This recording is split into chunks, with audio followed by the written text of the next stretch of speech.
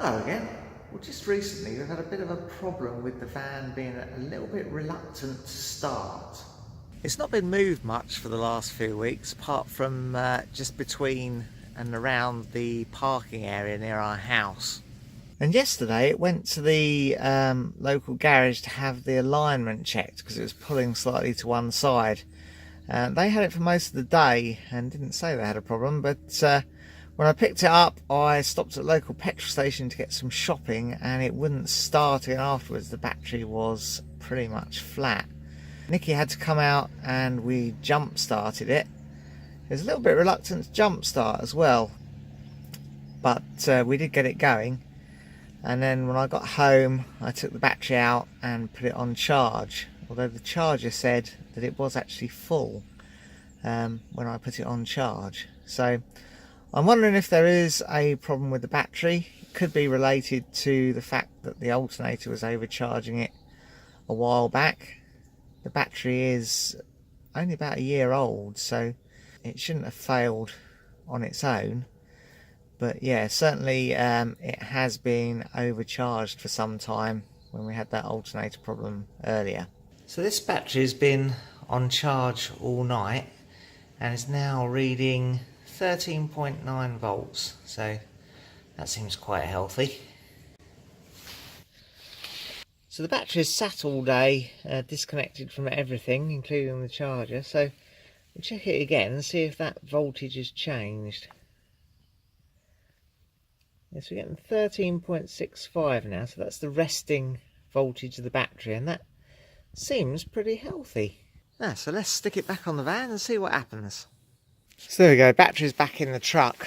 What I want to do is rig up the meter so I can see it from inside the truck when I start it, because I want to see how much the voltage drops when I'm cranking it.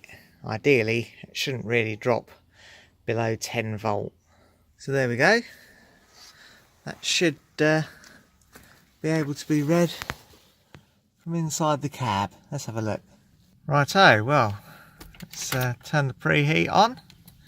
Oh, straight away that's dropped down quite substantially, hasn't it? Certainly went below 10. Right, wait for the preheat to go off. Right, preheat's off.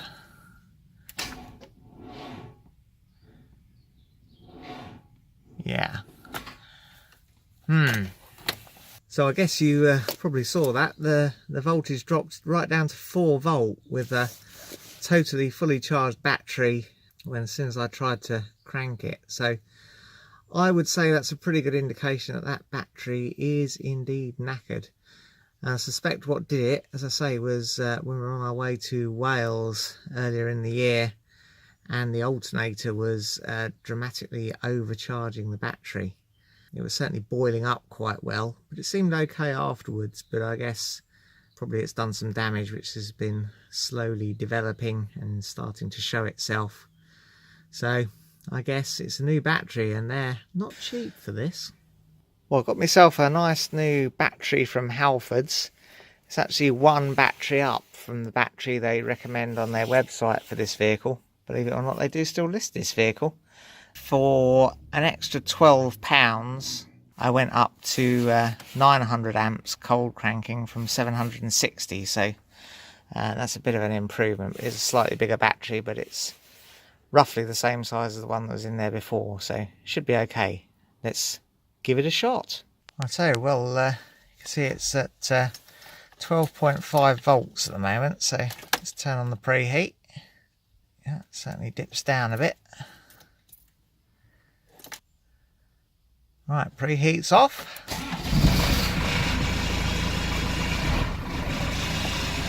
Yeah, that's much better, isn't it? You can see it's charging at just a shade over 14 volts, so the alternator's working pretty well as well.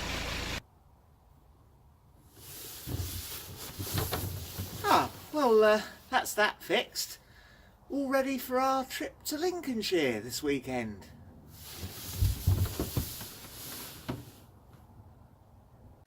Well, that's all for now. If you enjoyed it, press like. Subscribe if you want to see some more. ring the bell to be notified when we upload something new.